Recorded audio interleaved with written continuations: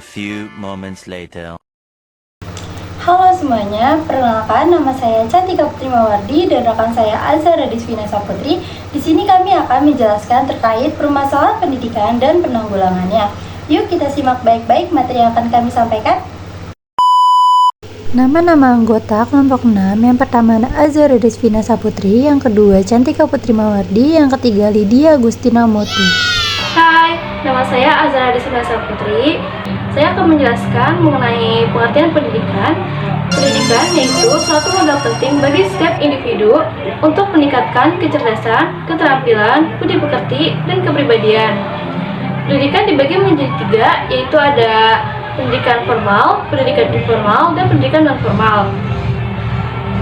Yang dimaksud dengan pendidikan formal yaitu pendidikan yang berstruktur dan berjenjang yang terdiri atas pendidikan dasar, pendidikan menengah, dan pendidikan atas.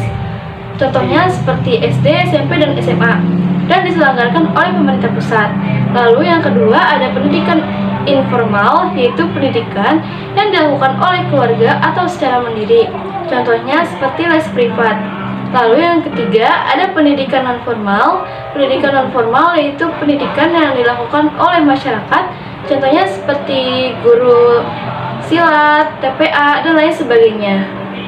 Selanjutnya di Indonesia masih terdapat beberapa masalah pendidikan. Jadi permasalahan pendidikan yaitu segala macam bentuk masalah yang dihadapi oleh program-program pendidikan di negara Indonesia. Berikut faktor-faktor yang menyebabkan berkembangnya masalah tersebut. Yang pertama ada iptek, yang kedua ada laju pertumbuhan penduduk, dan yang ketiga ada kelemahan tenaga pengajar. Jadi yang dimaksud dengan iptek yaitu suatu perubahan pembelajaran melalui daring atau e-learning. Yang kedua ada laju pertumbuhan penduduk, yaitu tingkat kemiskinan meningkat karena kebutuhan lapangan tenaga pekerja tidak terpenuhi. Dan yang ketiga ada kelemahan tenaga pengajar, yaitu pengajar kurang menyiapkan pembelajaran secara maksimal sehingga peserta didik kesulitan dalam proses belajar mengajar. Baik, saya akan menjelaskan secara detail mengenai masalah pendidikan. Yang pertama ada masalah pemerataan. Pemerataan pendidikan yaitu suatu upaya untuk menyediakan kesempatan belajar yang sama bagi seluruh warga negara tanpa terkecuali. Cara penanggulangannya yang pertama, peningkatan kesadaran masyarakat akan pentingnya pendidikan. Dan yang kedua, perluasan akses dan peningkatan pemerataan pendidikan. Dan yang ketiga, yaitu kesediaan sarana dan prasarana sekolah di berbagai daerah. Gimana teman-teman? Apakah sudah paham dengan materi yang saya sampaikan? Jika sudah, mari kita simak materi selanjutnya. Halo, saya Cantika Putri Mawardi. Di sini saya akan melanjutkan materi yang sudah disampaikan oleh rekan saya. Untuk materi yang kedua yaitu masalah mutu pendidikan. Masalah ini terkait dengan kemampuan sistem pendidikan baik dari sistem pengelolaan ataupun dari segi proses pendidikan itu sendiri dalam memberikan hasil yang memuaskan. Rendahnya sumber daya manusia pendidikan dan sistem pendidikan dapat menyebabkan masalah ini terjadi. Banyak pelajar yang hanya belajar dengan sistem menghafal saja. Untuk penanggulangannya yaitu yang pertama seleksi yang lebih rasional khusus untuk SLTA dan PT seperti seleksi CPNS untuk lulusan SMA atau SMK sederajat. Yang kedua, pengembangan kemampuan tenaga kependidikan seperti pelatihan, seminar, kegiatan kelompok studi.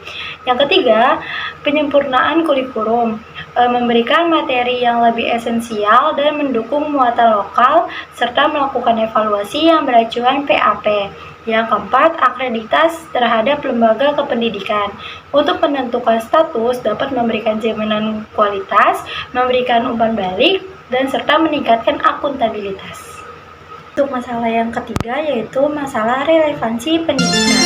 Masalah ini terkait sejauh mana sistem pendidikan dapat menghasilkan luaran yang sesuai dengan kebutuhan masyarakat atau kebutuhan pekerjaan.